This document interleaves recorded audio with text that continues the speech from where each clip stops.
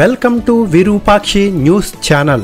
దేశ రాజధాని ఢిల్లీలో మరోసారి ఉద్రిక్త వాతావరణం నెలకొంది.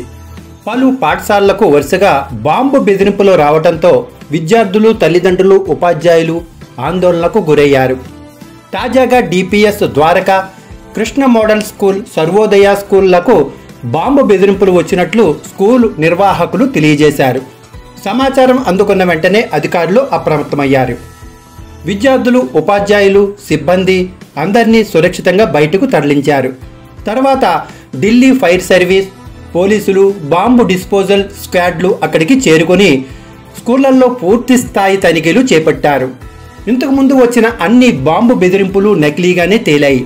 అయినా ఇలాంటి సంఘటనలు తరచూ జరుగుతూనే ఉన్నాయి. తల్లిదండ్రులు, ఉపాధ్యాయులు, స్కూల్ సిబ్బందిలో ఆందోళన మొదలైంది. పిల్లల భద్రతను దృష్టిలో ఉంచుకుని ప్రతి బెదిరింపును అధికారులు సీరియస్గా తీసుకుని పరిశీలిస్తున్నారు.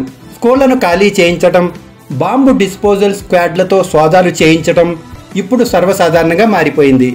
ఈ బెదిరింపుల వెనుక ఎవరున్నారు? ఎందుకు తరచూ ఇలా చేస్తున్నారు?